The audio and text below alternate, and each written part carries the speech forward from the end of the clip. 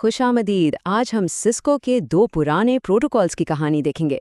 ये बनाए तो गए थे नेटवर्किंग को आसान करने के लिए, लेकिन इनकी वजह से कुछ बहुत बड़ी सिक्योरिटी खामियां पैदा हो गई। जरा इस सवाल पर गौर करें। ये आज की हमारी गुफ्तगू का बिल्कुल मरकजी ख्याल है। यानी कभी कभी ऑटोमेशन के ऐसे गैर इरादी नतायज निकलते हैं जहां सहूलत के पीछे एक बहुत बड़ा खतरा छुपा होता है।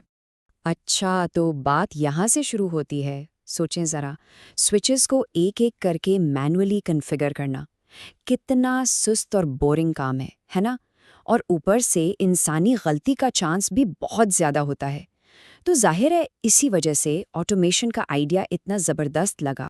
तो इसी मसले को हल करने के लिए सिस्को ने डीटीपी और वीटीपी जैसे अपने खास प्रोटोकॉल्स बनाए।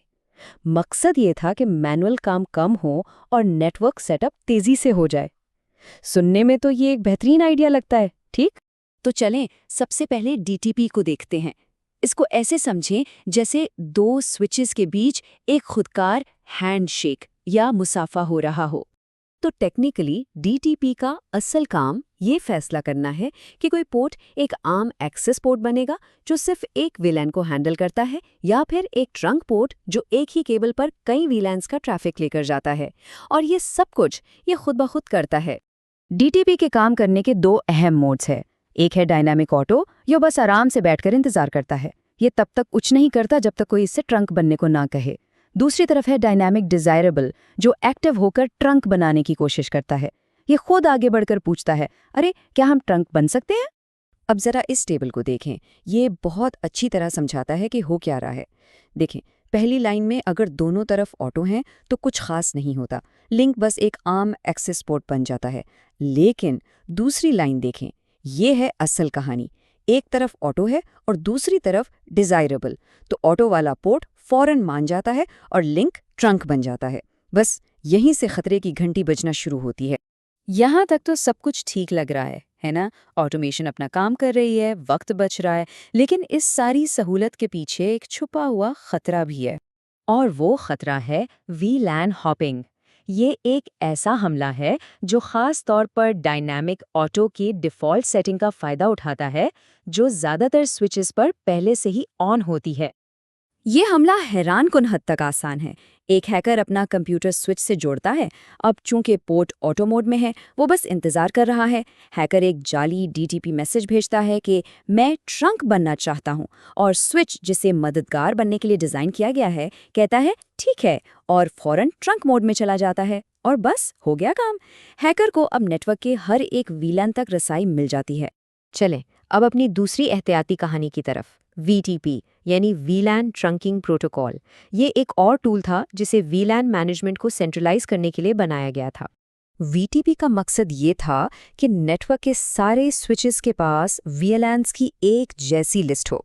मतलब अगर एक स्विच पर कोई नया वीलैन बनाया जाए तो वीटीपी खुद ब खुद ये मालूमात बाकी सब तक पहुंचा देगा। हर स्विच को अलग अलग अपडेट करने की ज़रूरत नहीं। लेकिन ये पूरा सिस्टम सिर्फ एक चीज़ पर भरोसा करता है, ये फैसला करने के लिए कि कौन सी मालूमात सही और अपडेटेड है। और मज़े की बात यह है कि यही चीज़ इसकी सबसे बड़ी कमज़ोरी भी है। इसे कहते हैं कॉन्फ़िगरेशन रिवीजन नंबर। उसूल बहुत सादा है। स्विचेस हमेशा उस पड़ोसी की अपडेट पर यकीन करेंगे जिसका रिवीजन नंबर ज़्यादा हो। सीधी सी बात है, जिसका नंबर सबसे बड़ा वही बॉस। और जैसा कि यहाँ लिखा है, जब इसमें कुछ गड़बड़ होती है तो वो कोई छोटी मोटी खराबी नहीं होती, बल्कि ये तबाकुन है अगर तमाम वीलैन्स हटा दिए जाएं।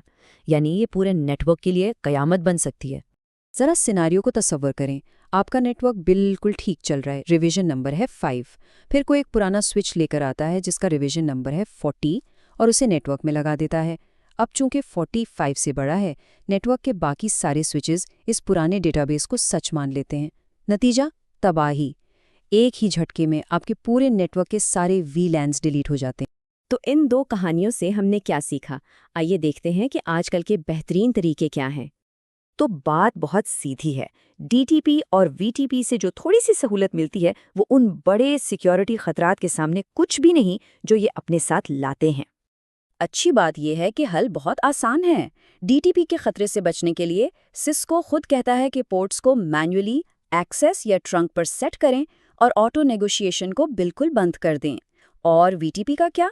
इसके लिए ये बहुत ज़रूरी है कि किसी भी नए स्विच का रिवीजन नंबर पहले 0 पर रीसेट किया जाए या फिर इसे ट्रांसपेरेंट मोड में डाल दें ताकि वो दूसरों को मुतासिर ना कर सके। और ये हमें एक आखिरी सवाल पर छोड़ जाता है। DTP और VTP तो नेटवर्किंग की दुनिया से सिर्फ 2 मिसालें थीं, लेकिन ये सबक बहुत बड़ा है। टेक्नोलॉजी और सिक्योरिटी की दुनिया में ऐसी और कौन सी जगहें हैं जहां सहूलत ने ऐसे छुपे हुए खतरात पैदा किए हैं जिनसे हमें होशियार रहना चाहिए? इस पर सोचिएगा।